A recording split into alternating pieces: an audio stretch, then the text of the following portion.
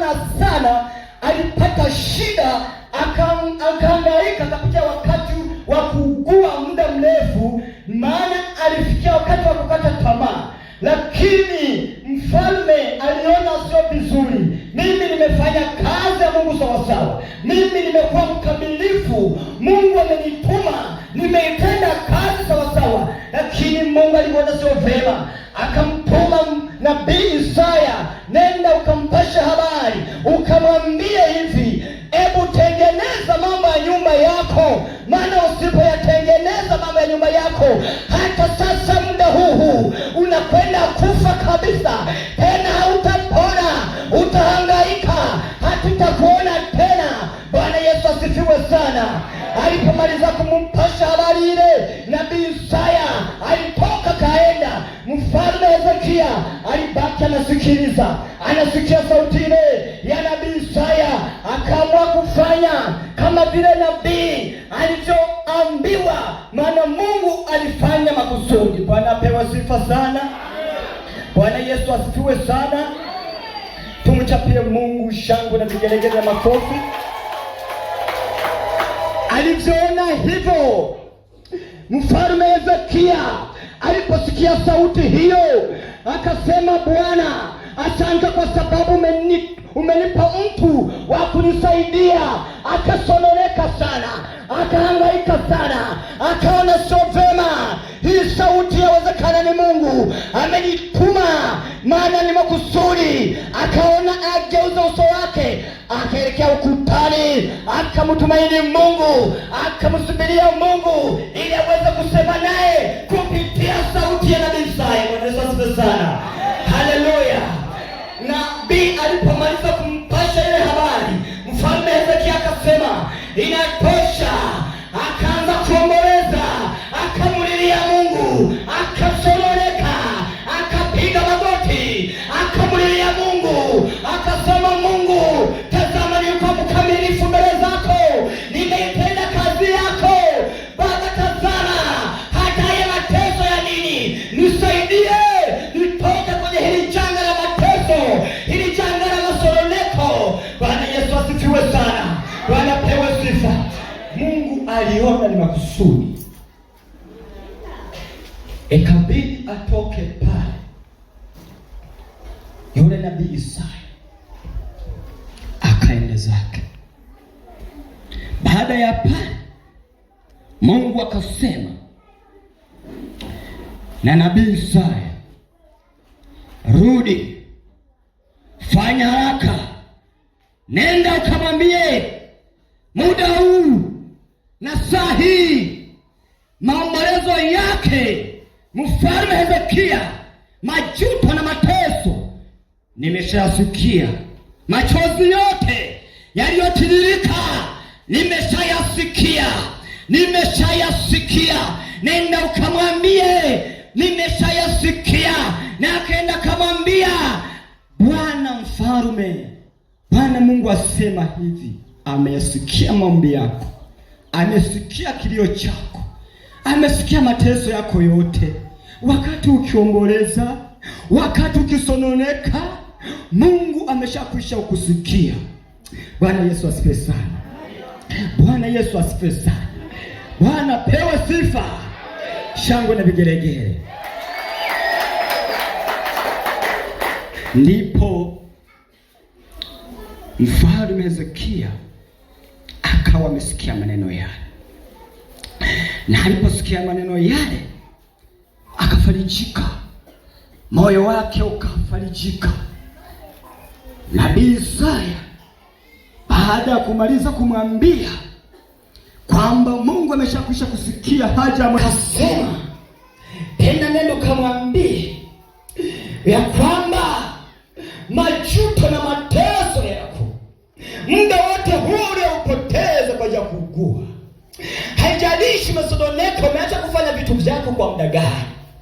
Yawezekana ungelikufa, ilikuwa ni siku ya mwisho, hata usingelitoka kwenye mazingira hayo, yamkini usingelikuona, lakini kwa kuwa ni mkamilifu, ukipenda kazi yako, hata hayo majuto yayapitia kwa muda huu. Sasa wewe mfalme kuongezea miaka 15 uishi katika nchi. Bwana Yesu asifiwe sana. Mungu akamponya, akamwongezea siku za kuishi, akamwongezea siku za kuishi. Mpendwa, yawezekana wewe uko hapa umekata tamaa, umesononeka sana, una ugonjwa usiopona, ndoa yako ni shida, unaenda shuleni unaona viruwiruwi, uko hospitalini unaona waganga wanakupita, wanaenda kuhudumia wengine, pata kazi lakini hazijibiwi, wanakwambia subiria kidogo, mtendaji, mkurugenzi hajatia saini, umejuta kwa muda mrefu, umesononeka sana, moyo wako umekunjamana. Yawezekana wewe uko hapa unaitenda kazi ya Mungu. Ngoja nikwambie, uko hapa kiasi kuna kusanyika, lakini una ugonjwa, nyumbani hakuna amani. Ugonjwa wako ni msononeko wa moyo. Yawezekana wewe umeugua, sio kwamba kuugua kwako ni kwa mwili.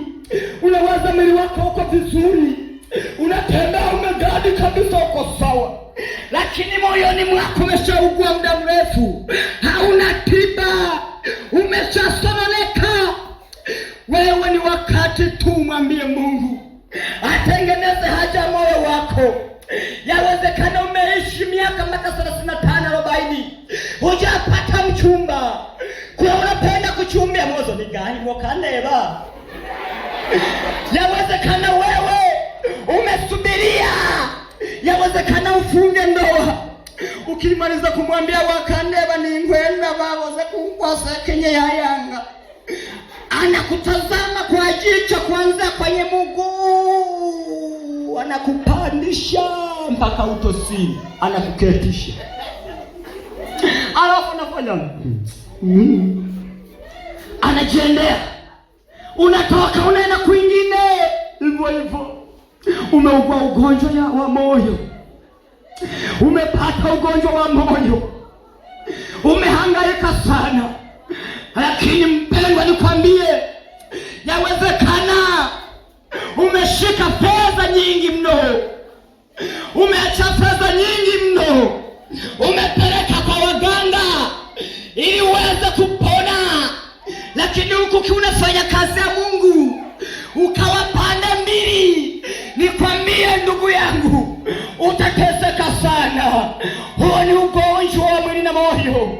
Mwambie Yesu haja moyo wako, acha kuhangaika, uwe mkamilifu, simama sawa sawa. Mwambie Mungu, katika kazi yangu hii, katika injili yangu hii, mimi katika kazi ya uimbaji, mimi katika usolista, mimi katika vipawa vyote ambavyo Mungu umenipatia, tazama ninapita katika taabu, lakini yawezekana adui amenyemelea, hataki kazi yako isonge mbele.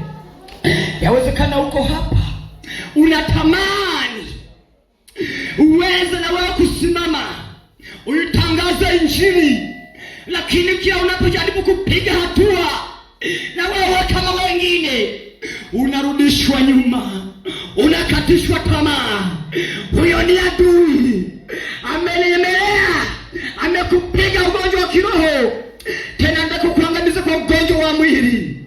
Bwana Yesu asifiwe sana. Mwambie mwenzako uko sawa, lakini usiwe kweli kiroho. Watu wanakuona uko vizuri, watu wanakuona unafanya kazi ya Mungu kwa ustadi, unajituma kabisa, lakini umejificha. Ikifika saa 6 watu wamesinzia, unasema wakora, unakaa kwenye karutemere.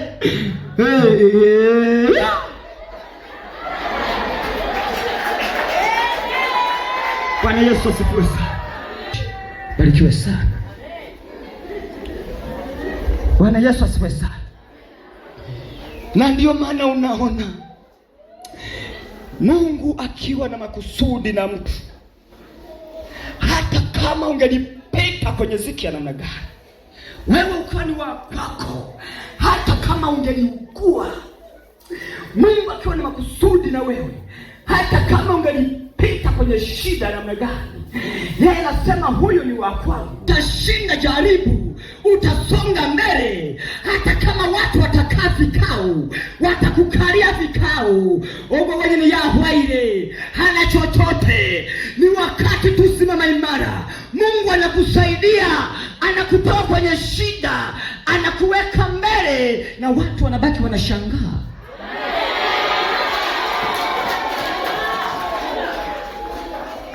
Yawezekana hata rafiki yako uliye naye tu hapo, unaishi naye vizuri, anakupa ushauri, mashauriano, lakini kesho ndiye anakuwa chachu, anakubadilisha kisaikolojia. Huwezi kujua, anachukua maneno kutoka kwako, akifika kula anasema yaani yule ameshaisha kabisa, utaenda umuone. Sari kidonda kalikuwa ni kadogo eti kanataka kupona sasa hivi, yani mpaka linatiririsha na maji liko lina. Bwana Yesu asifiwe sana. Unaona yule eti anaenda kuomba kazi, anasema kwamba anataka uwe mwalimu afundishe. Unampigia mtendaji, hebu angalia huyo, usimjaze fomu yake tena, yani hayuko vizuri tena, hayuko makini, ataharibu wanafunzi. Bwana Yesu asifiwe sana. Mtazame Mungu kwa sababu ana kusudi yako. Unaweza ukafanya kazi ya Mungu kwa mateso. Kila unachojaribu kukifanya hakiendi mbele. Unajaribu kufanya hivi haiendi. Unaweza ukaongoza kundi. Kila unapojaribu kufanya hivi haiendi. Ngoja niwaambie, unaweza ukakusanyika, mkakubaliana kufanya kazi ya Mungu, lakini akawepo mmoja miongoni mwa kila kikosi akajengua motai, akaenda pembeni, akafanya siyopasa Mungu, akaanza kugomesha kikundi hata msiweza kufanikiwa. Kumbe huyo ni mtu ambaye huwezi kumjua moyoni mwake, maana ameshakwisha kuugua. Mnamuona ni mtu wa samahani, lakini ndani mwake ni mbwa mwitu, hana lolote. Kuwa makini, kuwa mkamilifu, maana hata Ezekiel alikuwa mkamilifu, hata Ayubu alikuwa mkamilifu. Asingekuwa mkamilifu, sidhani kama hata majipu yangelitoka, sidhani kama hata uzao wako ungerudi, sidhani hata ng'ombe, kondoo na kama angelipata wengine tena, kama wangelimrudia tena. Lakini kwa kuwa alisimama imara sawa sawa, alipata utukufu. Bwana Yesu asifiwe sana. Alikuwa mzima. Sasa mpendwa,